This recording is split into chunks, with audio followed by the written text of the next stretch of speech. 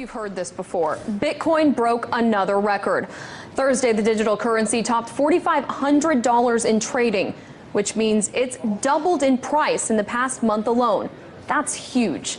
And since the concept of cryptocurrency is still so new, many people see growth like this and want to compare it to a fiat currency, wondering when the bubble might burst. Cybersecurity expert John McAfee says this type of thinking is a mistake. He joins me now. John, why do you think the word bubble cannot be applied to Bitcoin? Well, first and foremost, Bitcoin is not a fiat currency. It costs over $1,000 to create a Bitcoin today in electricity and computing costs. Second, the value of Bitcoin is linked to the number of users and the number of transactions. It is not a speculative investment, even though it is being used as such by many people.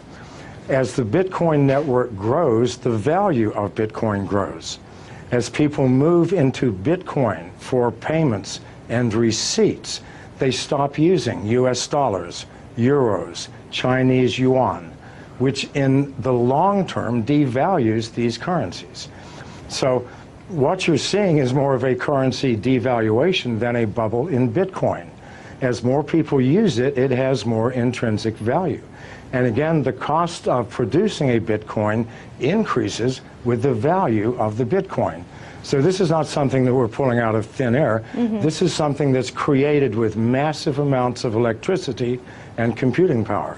Well, someone who disagrees with you on the term of bubble when it comes to Bitcoin is Mark Cuban. Back in June, he tweeted, "I think it's a bubble. I just don't know when or how much it corrects." When everyone is bragging about how easy they're making money, that equals a bubble. Now, when he tweeted that, Bitcoin dipped in price. So how can one person's random Twitter thread have that effect on the price? And what does it say about Bitcoin's stability? Well, it says nothing about Bitcoin stability. After it dropped $500, it's now at 44. So these temporary fluctuations are meaningless, created by speculators, people who do not understand the fundamental technology of the blockchain. Those who do know that in the long term, these fluctuations will make no difference. The more people who use Bitcoin, the more valuable it will become.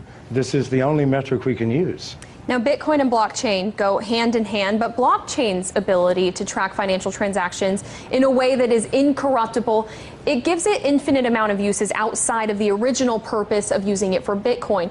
Do you see blockchains overtaking certain aspects of the financial system as we know it now? It will take over all aspects. People think that Bitcoin or the blockchain is owned by someone, by a company or by a consortium. No, this is strictly a mathematical formula that nobody owns, that we are all participating in. And we use the blockchain for everything from fixing supply chain problems in corporations to verifying the authenticity of the sender and receiver in a financial transaction. It is the most powerful technology that the world has seen, I believe, since the invention of agriculture. Now, John, we've showed our viewers Bitcoin's rise just in the past month, and we can show it to them again if it's up there. But on July 17th, 1 month ago, you tweeted that Bitcoin's low of 1,800 yesterday simply could not be maintained. In the long term, Bitcoin moves above 500,000 within 3 years. Bet, you ask? So I ask you, John, do you stand by your statement? Well, keep in mind, as Bitcoin grows and grows in value, other currencies, national currencies, are going to decline. So the advantage to using Bitcoin, the advantages are huge. If I do a wire transfer, it'll take me 24 hours. If I do a Bitcoin transfer, it takes me 30 seconds. It is instantaneous. I know people who do not use any other currency now other than Bitcoin. They buy their houses, their cars, everything using Bitcoin by connecting to other users who sell the things that they need. As more and more people use this, what will happen to national currencies? They will obviously devalue. They have to. So that 500,000 includes a massive devaluation in the US dollar. which absolutely has to come if Bitcoin continues to grow at its current rate. Well, it's certainly a community effort, and the Bitcoin community and for other cryptocurrencies, it's only growing. John McAfee, founder of McAfee Incorporated, thank you so much for your thoughts today.